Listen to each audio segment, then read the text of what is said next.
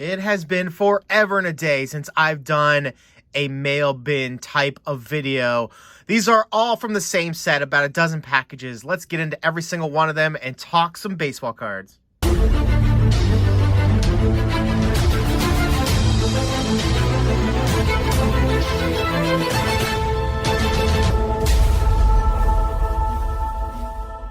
What's going on? Bowman 1951 here.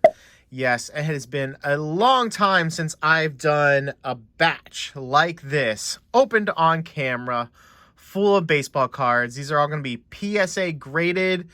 My name is Bowman 1951, and that's exactly what we're here to do today, is fill our set. These are going back all the way to October. I've held on to them just to get this one video done. So in October was Q3 ending. And what I usually do is take all my eBay bucks at the end of a quarter, go out and buy my set fillers for the Bowman 51 set. And I also did it in January. So I got a few of these packages in this week. That's why we're seeing the video right at the beginning of 2022. I think it's right around a dozen. Don't quote me on that, but this is going to be a lot of fun. Let's set some mood music and we'll get right into that first package. Going right back to my roots here of opening packages up on camera for the 51 Bowman set. We'll speed it up in between here to not waste time opening these up.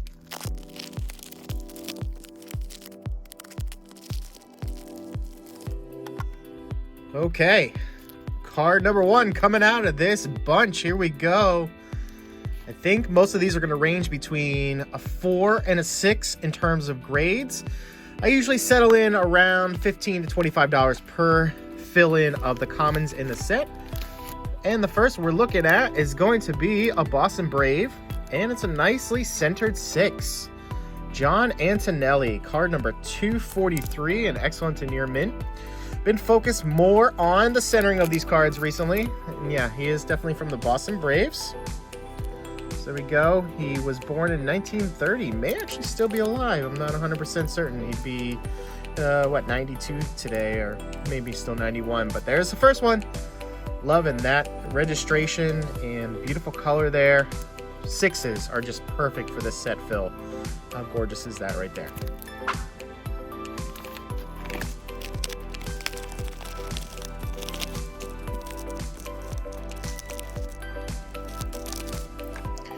Okay, so that's right. Some of these packages might have more than one card in. I like to save on shipping as well, especially if somebody's doing a set break on eBay. Looks like we're going to have Roy Sievers here of the St. Louis Browns this time. And we've got a 5. Just checking out the centering again. A little off top to bottom. Pretty good left to right. Roy Sievers in an excellent 5 here.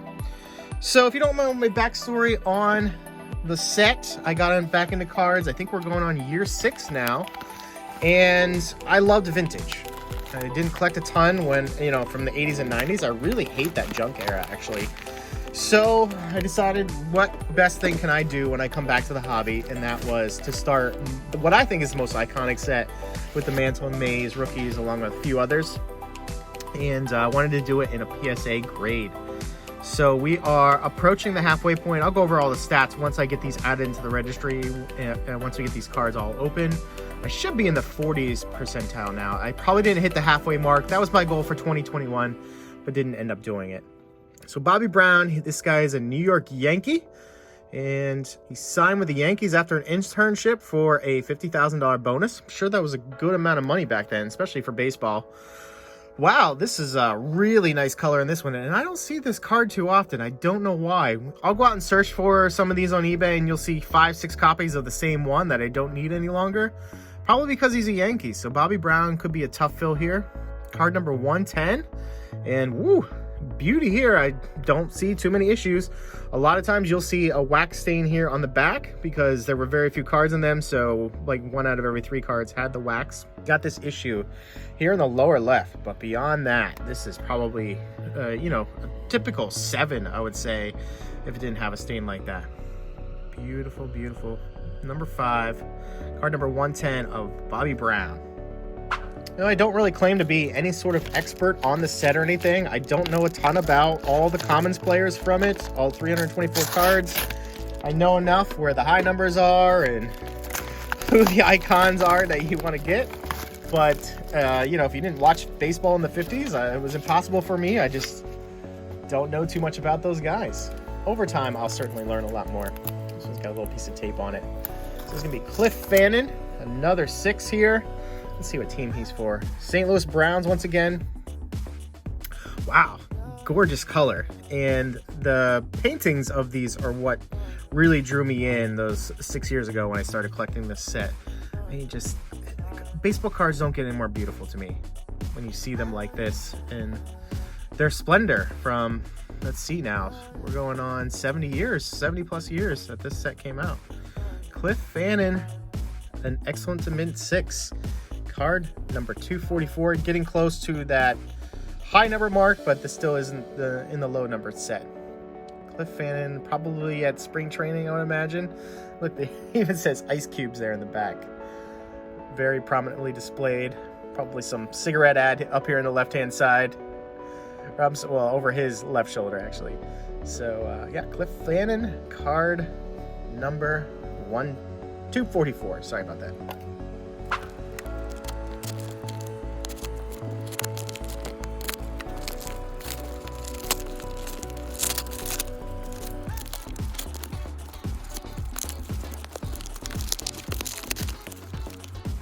I just had to give up opening that one on camera. I think I'm finally down to the card. Woo! That would have survived a nuclear bomb, I think, with the layers and layers of packaging on there. So we've got Bob Rush, card 212 in a 6. I don't like all these little stickers all over the sleeve, but that can come off. In fact, I can probably take that off right now. Who did he play for? Chicago Cubbies. There's that famous wax stain I mentioned before there on the back. I'm gonna check out the centering again, bit off right to left. Otherwise, pretty good shape as always. Great registration, great coloring. Bob looking a little, I don't know, duncy there. But if you're a Cubs fan, great addition here. Card 212, Bobby Rush. About to hit the half dozen mark. The additions to the set. Gotta take off this rubber band as we get into the actual mail bin.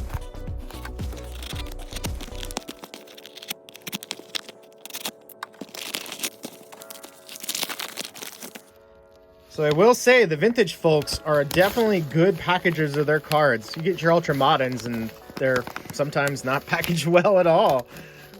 Shoddy, in fact. Famous wax stain for Gus Neros, Chicago White Sox. I was just curious how different the cap looks. Still had the C back in the day. Little top to bottom issue for centering, but it's passable for my eyes, and again why I decided to grab one for the set, 124. So what I do is I go out and look at my PSA registry, kind of flip through, I'll search for PSA 1951 Bowman on eBay, then backtrack to my set and see, oh, I don't have this card, that's in a good grade, at a good price. Almost always buy it now, as I'm not chasing these in auction. If I can throw out a number for an offer, sometimes I'll do that, but it rarely happens. So that's exactly how I get these in there. Usually end up with like, I don't know, $50 to $100 in eBay bucks. I do a lot of the bonuses when I can. So I'm adding 4 or 5 cards usually every quarter just from that. And then I'll buy a couple here and there as well. Gus Neros, card 124 in excellent 5.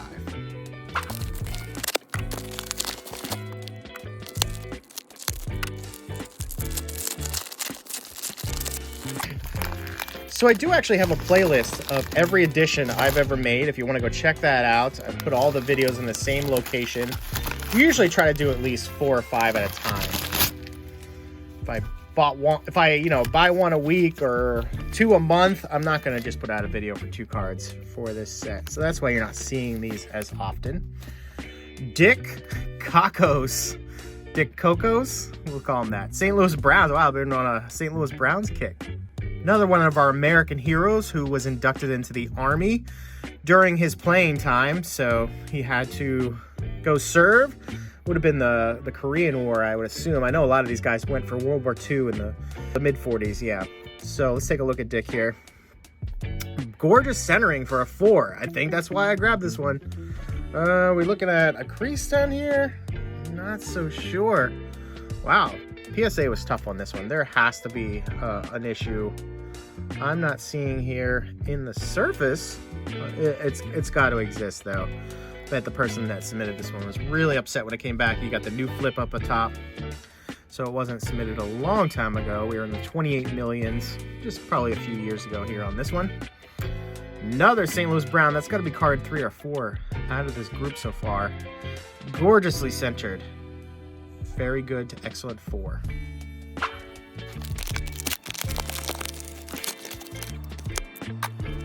So also in the past, I would go out and do a lot of research on these players, and we'd talk about them because I didn't know a lot about them when I purchased them, and it was cool to just read their wiki and then go over that with people and just read about a little bit of their history, not just what you can get from the back of the card, like this one here for Alan Gettel from the New York Giants. Would have been 105 years old this year. Let's take a look at the front. Okay, so this is a high numbered card, and I thought the centering was good enough to add this as a pour 1. You're gonna immediately see the crease over his face. There might be one coming across his body here, another one there, probably a little paper loss over the back shoulder there where his number is. But hey, the high numbers are getting a lot harder to find, and when I could grab this for under $20 in this centered condition, that's what I'm gonna do. And you know, I probably have 10, maybe 15 of the high numbers now. The mantle is still missing, unfortunately. That'll probably be the very last card I grab. But we're gonna continue building on to those high numbers. The card number 304 of Alan Gettel.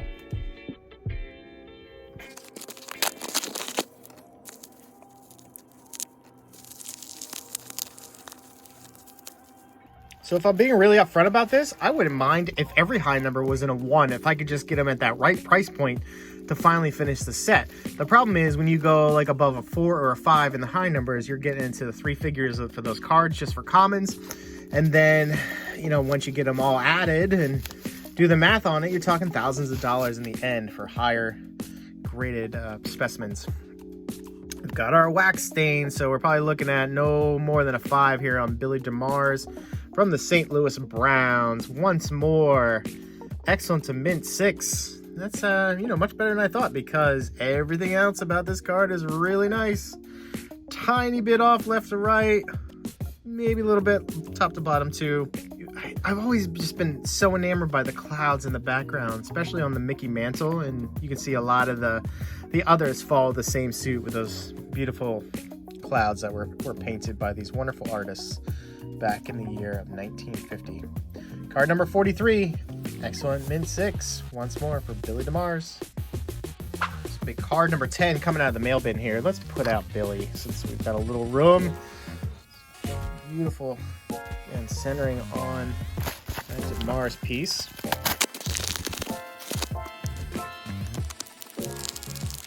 So unless one of these packages here at the end, which I don't believe is going to be this one, has 2 cards in it, we're going to end right at 11 for this video in total. Looking at Ray Coleman, our 5th St. Louis Brown, tiny wax stain there at the top. Let's take a look quickly at the back. Hit pretty well for the Buffalo Bisons. Had 23 homers, 113 runs across the plate. Oh yeah, we've got a stain here at the bottom too. Probably looking at around another 5, huh? Another 6. Wow, this one seems, I don't know, slightly overgraded to me. So you've got the 2 wax stains, and then you've got this print line running right across his neck here. So I would have given this one probably a 4 if I was grading this. I guess just the registration and color were so good. The centering is there, of course. Just comparing him, looks like they had their photo shoot on the exact same day between Ray and Billy there. Card number 136, where Billy here was card number 43. So I guess where they are on the team doesn't really matter in terms of the set numbers. We got one more to go here. Thanks to all you vintage heads for tuning in and just sitting back, having a brew, and taking a look at some players you may have never heard of in the past. That's what I like to do with this set. One of these videos, I'm also going to, maybe when I hit the halfway point, I'm just going to go into the case I hold these all in, start pulling them out and talking about these cards, or at least lay them out and see what everything looks like. This one's from Let's Play Ball. I think I've ordered many 51 Bowmans from them. They are big on the vintage side. Out of North Carolina. Topsail Beach. And didn't start on the back here for Del Rice. Card number 156, our final 6. We can do a quick recap in terms of where the grades were. He played for the St. Louis Cardinals, not the Browns. You see the difference in the hats there. Browns were white and Cardinals were blue. Really like those throwback Cardinals hats. So you've got a catcher here with Del Rice. Card number 156, 25 million for PSA certification there, so graded within the last 7 years, I would think. This is another beautiful specimen. Got a tiny print line running across right below his neck there. Otherwise, woo, I love the centering, I think, on this card out of all of them. All right, let's just do one more recap on all 11. All right, with this recap of all 11, I have more than half as PSA 6s. Also, almost half coming from the St. Louis Browns team. Here we go. Alan Gettle, as I mentioned when I was opening this, is a high numbered in 304, so I was okay with a well-centered 1 there. Dick Kakos. Listen to me, Mike. You got to do something about them. You don't get it. You need to get back on top. That's what she said. Yeah. In a 4, Bobby Brown. Love how gorgeous this card is. In a 5, Gus Neros. In a 5, last 5, I believe, of Roy Sievers. Del Rice in a 6. Here comes some of the Browns. Ray Coleman in a 6. Cubby Bob Rush. Cliff Fannin for the Browns in a 6.